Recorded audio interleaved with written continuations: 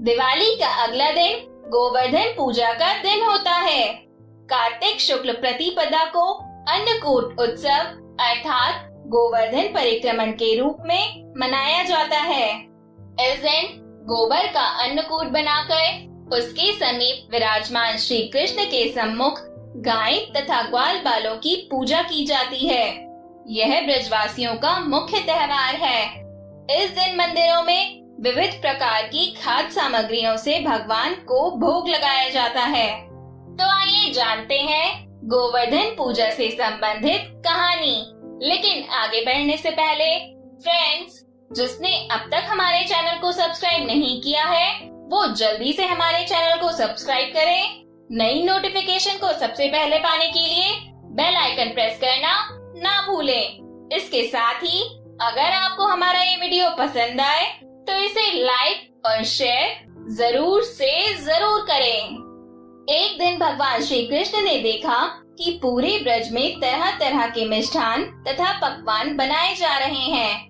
पूछने पर ज्ञात हुआ कि वृषासुर संहारक मेघ देवता देवराज इंद्र की पूजा करने के लिए ये सब तैयारी हो रही है। इंद्र की प्रसन्नता से वर्षा होगी, गायों को चारा मिलेगा तथा जीविका उपार्जन की समस्या हल होगी। यह सुनकर भगवान श्री कृष्ण ने इंद्र की निंदा करते हुए कहा कि उस देवता की पूजा करनी चाहिए जो प्रत्यक्ष आकर पूजन सामग्री स्वीकार करे। गोपों ने यह वचन सुनकर कहा कि कोटि कोटि देवताओं के राजा इंद्र की इस तरह निंदा नहीं करनी चाहिए।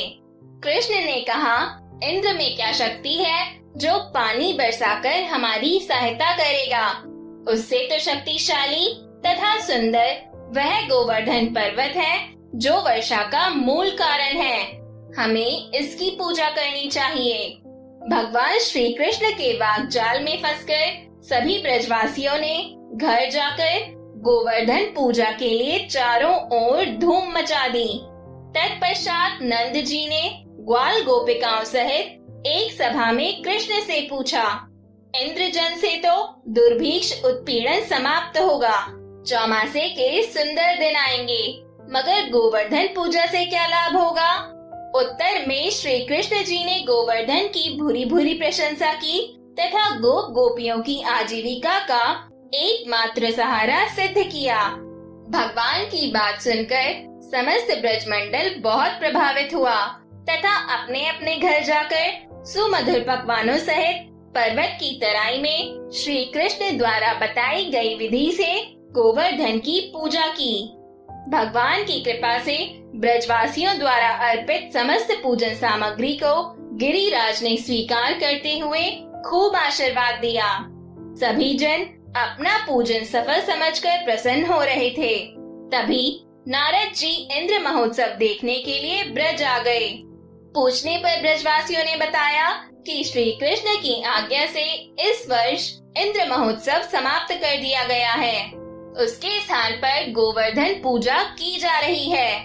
यह सुनते ही नारद उल्टे पांव इंद्रलोक गए तथा खिन्न मुद्रा में बोले, हे राजन, तुम महलों में सुख की नींद की खुमारी ले रहे हो, उधर ब्रजमंडल में तुम्हारी पूजा समाप्त करके गोवर्धन की पूजा हो रही है।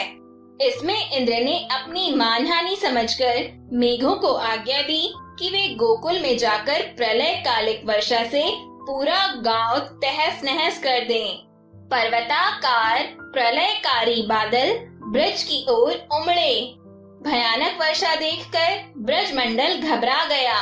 सभी ब्रजवासी श्री कृष्ण की शरण में जाकर बोले, भगवान इंद्र हमारी नगरी को डुबोना चाहता है, अब क्या किया जाए। श्री कृष्ण ने सांत्वना देते हुए कहा कि तुम लोग अपनी गौओं सहित गोवर्धन की शरण में चलो, वही तुम्हारी रक्षा करेगा। इस तरह समस्त ग्वाल बाल गोवर्धन की तराई में पहुंच गए। श्री कृष्ण ने गोवर्धन को कनिष्ठा उंगली पर उठा लिया और 7 दिन तक गोप गोपिकाएं उसी छाया में सुख पूर्वक रहे। भगवान की कृपा से उनको एक भी छींटा नहीं लग पाया। इससे इंद्र को महान आश्चर्य हुआ।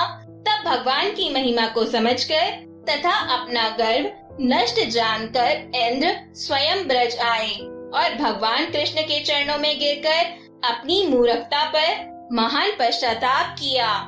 7वें दिन भगवान ने गोवर्धन पर्वत को नीचे रखकर इसी भांति प्रति वर्ष गोवर्धन पूजा करके अन्नकूट उत्सव मनाने की आज्ञा दी। तभी से यह उत्सव अन्नकूट के नाम से मनाया जाने लगा। तो दोस्तों, इस तरह गोवर्धन पूजा से संबंधित हमारी यह कहानी भी यहीं पर समाप्त होती है। अब हम सब फिर मिलेंगे नेक्स्ट वीडियो में एक नई कहानी के साथ। तब तक के लिए आप सभी को मेरी तरफ से गोवर्धन पूजा की ढेर सारी शुभकामनाएं।